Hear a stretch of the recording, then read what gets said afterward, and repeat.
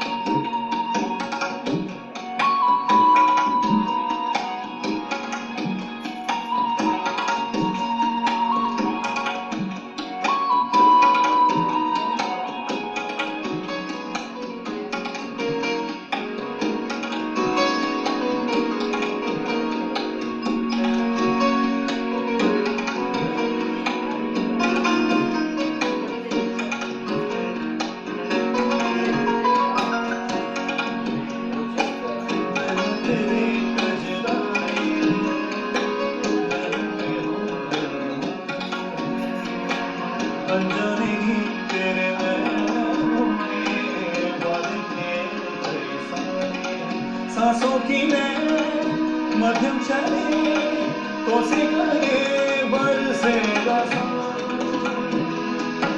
बरसेगा सावन, बरसेगा सावन,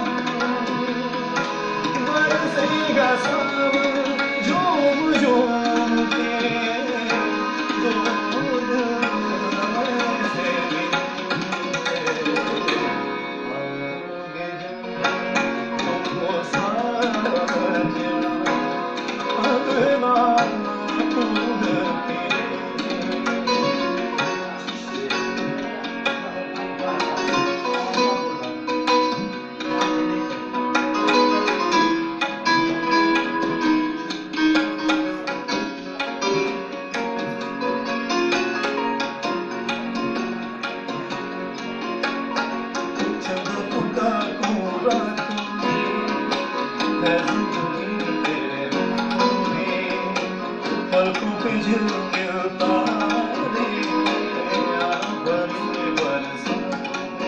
सपनों का जहां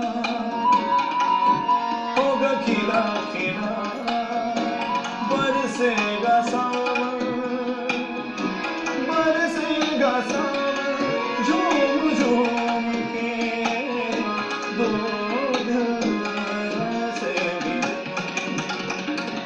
आओगे तुम साथ।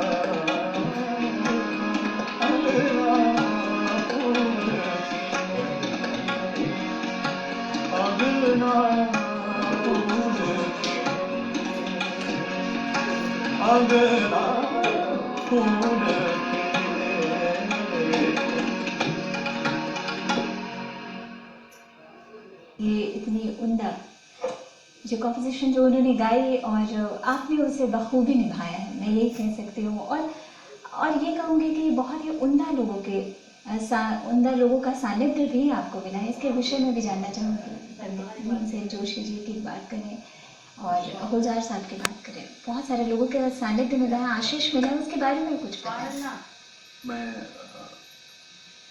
2010 में सॉरी अनंत जी के का दर्शन मिला मुझे, उनके आवास पे गया था और जब उनसे रूबरू हुआ उन्हें बताया कि मेरे नाना जी का नाम बताया, स्वर्गीय पंडित पद्मश्री पंडित वेद रामचंद्र मलिक जी के बारे में, तो बड़ी उद्गार पूर्वक उन्होंने कहा कि अपने पुतोहू को शायद बोला और वो राधे बोलते थे हमेशा, अरे राधे देखो मलिक जी के नाती आए हैं, इनको मिठाई खिलाओ इनको। तो पहले तो हम देख करके बिल्कुल स्तब्ध थे, बिल्कुल उनको देखते ही रहना चाह रहे थे। चेहरा देखें कि चरण देखें पता नहीं चल रहा था। जी कर रहा था लिपट के बस लिपटे रहे वहाँ पे कि आशीर्वाद इतना कुछ मिल जाए। और फिर और इतने स्वभाव बस इतने सरल कि अपने उन्होंने फिर उनकी पुतोहू आई भारत रत्न पूरा बड़ा सा अवार्ड लिए हुए कि यही इनको मिला है। हमने कहा अरे बाबा ये तो दर्शन हो गया इनका, ये काफी भारत रत्न अवार्ड का दर्शन हो जाना। और कितनी सहजता से मतलब उतने बड़े आर्टिस्ट के परिवार वो लाके दिखा रही है, उदारता पूर्वक उदार रूप में दिखा रही है कि देखिए ये इनको मिला है। तो बड़ा अच्छा लगा और बड़ा अच्छे तरह से आशीर्वाद उन्होंने दिया मुझे। तो ये एक मतलब जिंदगी का एक अभूतपूर्व कह सकते हैं सुखद एहसास रहा मेरी जिंदगी का। I am very graceful to God. बहुत सारे ऐसे उम्दा कलाकार जो कि उनके साथ आपको मंच पे भी गाने का मौका मिला, कुछ ऐसे एक्सपीरियंस भी हमारे साथ ज़रूर शेयर करें। मुझे एक क्योंकि ऐसे तो बहुत लोगों के साथ मौका मिला। एक हमारे डॉक्टर पंडित कंवरजी गुरु जी हैं धारवाड़ में, तो उनके साथ स्पीक मैके के कॉन्सर्ट में उनके साथ हम गायकी करने का मौका मिला। तो मैं बेसिकली उनके साथ तानपुरा छेड़ रहा था। तो जब तानपुरा मिलाया तो वो कुछ राग गुनगुनाए, तो बस कुछ नहीं, मैंने हल्की सी हमिंग की, वो उसी राग का थोड़ा सा शुरू भी किया। तो उस वक्त देखे गौर से हल्का सा मुस्कुराया। उसके बाद जब ऑन स्टेज आए तो गा रहे थे वो, सडनली गाते गाते तानपुरा छेड़ रहे थे, तो बोले तानपुरा रख दो और ये हारमोनियम पकड़ लो। और इनको तुरंत वो सामने बोले कि इनको ही माइक दीजिए, ये गाएंगे मेरे साथ। तो मैं लगा कि अरे इतने बड़े उस्ताद के साथ मैं सडनली कैसे, मुझे ऐसी कोई खास प्रिपरेशन नहीं। तो ये प्यार मिला उनका कि उन्होंने मेरे साथ स्टेज शेयर किया। और बहुत सारी चीज़ें हैं जो कि आपके बारे में हमारे दर्शक भी जानना चाहते हैं। वॉइस कल्चर पे आप वर्क करते हैं, बिल्कुल। जो अमूमन बहुत सारे लोग सोचते हैं कि हाँ हम सिर्फ बाथरूम सिंगर हैं, या फिर मैं बस सुन सकता हूँ या सुन सकती हूँ लेकिन गा नहीं सकती या गा नहीं सकता। तो ऐसे लोगों को भी शायद आप बताते हैं कि हर कोई गा सकता है। बिल्कुल, इसी सोच को रखते हुए हमने परंपरा संगीत महाविद्यालय की स्थापना करी और इन विषयों पे ज़्यादातर फोकस किया। खास करके यहाँ जो अपने बिहार की जो धरती है लोग की जो डिक्शन है, जो ज़्यादा जो जिस तरीके के जैसे फोक ज़्यादातर इधर जो भोजपुरी गाते हैं, तो एक वॉइस में एकदम फ्लैटनेस होती है। नो डाउट बहुत उम्दा कलाकार भी हैं, लेकिन जो लर्नर्स हैं जिनको नहीं पता है अपनी सारी चीज़ों के बारे में, तो सिंगिंग में मूलतया जो 6 चीज़ें हमने फोकस की। जो पहला है हमारा वो ब्रेथ एस्टेब्लिशमेंट है। आपका श्वास स्थिरीकरण की प्रक्रिया आपको बिल्कुल निभानी पड़ती है। वो एक प्रोसेस है जिसके थ्रू आप हर एक स्वर पे एटलीस्ट 5-5 बार पूरे डीप ब्रेथ लेकर के आप ओम चैंट करें या उस सा को या रे को किसी भी स्वर को बोल के करें। अगर आप हमिंग करें तो हमिंग एक प्रोसेस है जिसके थ्रू आप वॉइस कल्चर आपको बहुत ज़्यादा मदद मिलती है। सुबह में या अगर गाते गाते गले में खराश हो जाती है या बहुत ज़्यादा प्रैक्टिस करने पे लोगों की आवाज़ लग जाती है, तो उसके लिए उसको रिपेयर करते हुए बढ़ना होता है। अच्छा, एक और बात होती है कि सुबह में अगर रियाज करो तो कहा जाता है कि तार सप्तक का रियाज ना करो, मंत्र सप्तक और मध्य सप्तक।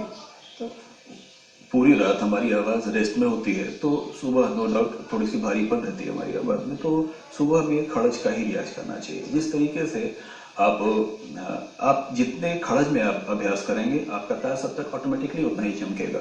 ठीक उसी तरीके से जैसे आप एक 2 तल्ले मकान की जो नींव होती है वो मुश्किल से 10 से 12 फीट होती है, लेकिन वही अगर 10 तल्ले की मकान हो तो उसकी नींव उसी मुताबिक गढ़ जाती है। तो आपका जितना आधार जितना आपका मजबूत होगा आप ऑटोमेटिकली आप ऊपर में भी खिलेंगे। लेकिन कभी कभी क्या होता है कि जो ऑलमोस्ट जो क्लासिकल सिंगर होते हैं, मैं फिर वॉइस कल्चर की तरफ नहीं आ रही हूँ, वो क्लासिकल सिंगर ये सोचते हैं कि लाइट नहीं गा सकते, उसमें जो एक सॉफ्टनेस आनी चाहिए वो वॉइस में नहीं आ पाएगी।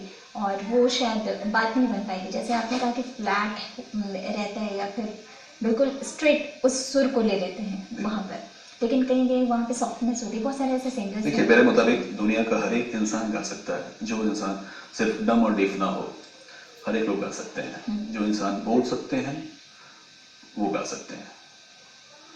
आप एक आम आदमी की एलिजिबिलिटी जो क्राइटेरिया होनी चाहिए सिंगिंग के लिए, सिंपल लोग कहते हैं कि सर मुझे तो मैं गा नहीं पाता हूँ या बस घर में गुनगुनाता हूँ, वैसे ही अगर आवाज़ गाता हूँ तो बह जाती है। मुझे लगता है कि इस कार्यक्रम के माध्यम से बहुत सारे ऐसे जो हमारे जो व्यूअर्स हैं वो देख रहे होंगे, जिनको इंटरेस्ट होगा और जिनको ये लगता है कि अरे काश मैं गा पाता तो बहुत कुछ सीखने को मिलेगा। तो मैं चाहूँगी कि ब्रीफ करके आप मुझे काफ़ी कुछ हमें बताएं। बिल्कुल बिल्कुल। तो जैसे अब गायकी के लिए जो चीज़ रिक्वायर्ड होती है सिंपल लेवल पे, कि आप सपोज किसी के कान में कुछ बोलते हैं तो बहुत फुसफुसाहट में बोलते हैं, आप लोअर ऑक्टेव मेंटेन करते हैं, बोलते हैं। अभी जैसे हम लोग नॉर्मल बात कर रहे हैं तो ये एक मिडिल स्केल हो गया। और सपोज लोग यहाँ से थोड़े 100 मीटर की दूरी पर चले जाएं, उनको सॉल्व करके बुलाना, तो यही लोअर स्केल, मिडिल स्केल और हाई स्केल जो है, जो मध्य सप्तक, मध्य सप्तक और तार सप्तक है, तो बोलते यही है। अब जो इंसान चल सकता है वो दौड़ भी सकता है। जो इंसान चल सकता है वो दौड़ सकता है। अगर जिस इंसान को कहिए कि अब ठीक है, अलग की चीज़ है, जो लोग संगीत में इंटरेस्टेड होते हैं, कहीं ना कहीं सुर तो विद्यमान होता ही है। देखिए, सुर या तो सुर में इंसान होता है या तो बेसुरा होता है, लेकिन दोनों चीज में आप गौर करेंगे तो कॉमन सुर ही है। उनको सिर्फ बे वर्ड कट करना होता है, कुल मिलाकर के फिर से वो सुर में आ जाते हैं। तो जैसे कि हर एक पेंसिल में ग्रेफाइट होता है, उसी तरीके से हर एक इंसान में संगीत होता ही होता है, लय होता ही होता है। भगवान जिस वक्त प्राणवायु देते हैं उसी वक्त में हार्ट बीट दे देते हैं, और वही तो the fix duration of time is called rhythm. और ताल जो है वही तो ड्यूरेशन है जो हमारे अंदर ताल विधिवत देख करके भेजते हैं ऊपर वाले। और विधिवत पूरा ब्रह्मांड ही संगीतमय है। आप देख लीजिए, इस तरीके से पृथ्वी भी एक निश्चित समय पे चक्कर लेती है, जो जितने ग्रह हैं वो एक निश्चित समय पे चक्कर लेता है। हम लोग वॉक करते हैं तो एक निश्चित वे में 1 2 1 2 इस तरीके से। बस जो संगीतिक लोग हैं उसको सिर्फ फॉलो करना होता है, और दिन प्रतिदिन की क्रियाओं में वो सारी चीजें करते हैं जो एक संगीतकार करते हैं। तो वो अनकंसियस वे में करते हैं और संगीतकार उसको कंसियस वे में करते हैं। तो गायकी में जैसे आप जिनकी आवाज फ्लैट है, आप उनको कि बहुत सारे जो बोले कि अलंकार हमको ये करना है, अलंकार उनको बता दिया जाता है कि सिंपल आप सा रे ग नॉर्मल आप अलंकार करते हो। तो अलंकार करने वाले उन संगीत करने वाले बच्चों को या जो भी कर रहे हैं, उससे मैं कहूँगा जरूर से इस कार्यक्रम के माध्यम से कि अलंकार वो नहीं है कि सिर्फ आप उसे बजाना या सीख लिया आपने कि मुझे ये आता है, ये पैटर्न्स मुझे आते हैं, ये नहीं है। उसका एक पर्टिकुलर टारगेट है कि आप मिनिमम एक अलंकार को वन टाइम की सेटिंग में 100 बार आप प्रैक्टिस करो ही करो उसको, और उसका उसको 4 बार में 4 सेगमेंट में उसको डिवाइड करो। 25 टाइम्स बिल्कुल नॉर्मल स्पीड में रखो, फिर 26 टाइम्स से स्टार्ट करो, उससे थोड़ा स्पीड बढ़ाओ, फिर थोड़ा स्पीड बढ़ाओ, और इस तरीके से करते हैं आवाज में बड़ी आसानी से फिर चली जाती है। मैं आपको एक उदाहरण देना चाहता हूँ। बिल्कुल बहुत ही सिंपल सा एक अलंकार है जो अमूमन सारे के सारे जो भी छोटे बड़े जगहों पे सब लोगों को ये अलंकार जरूर से मिलता है।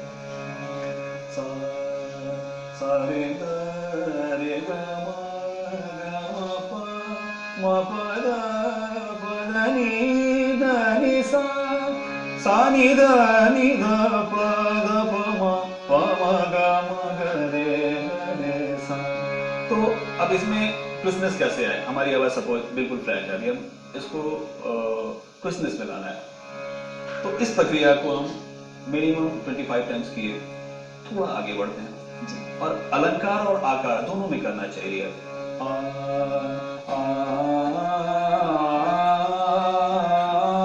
तो ये वॉकिंग है, ये वॉकिंग के बाद लोग जॉगिंग करते हैं, तो जॉगिंग वे में थोड़ा स्पीड बनाएंगे,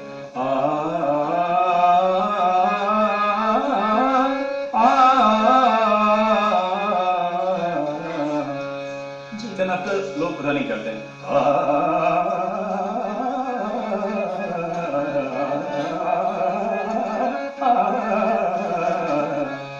तो इस तरीके से लोग में गले में आराम से क्रिसनेस आ जाती है। जी, और भी ढेर सारी बातें आपसे जाननी और काफी कुछ सुनना भी है, लेकिन वक्त हो चला एक छोटे से अंतराल का। इस अंतराल के बाद जब वापस आते हैं आपके पसंदीदा कार्यक्रम बिहार में।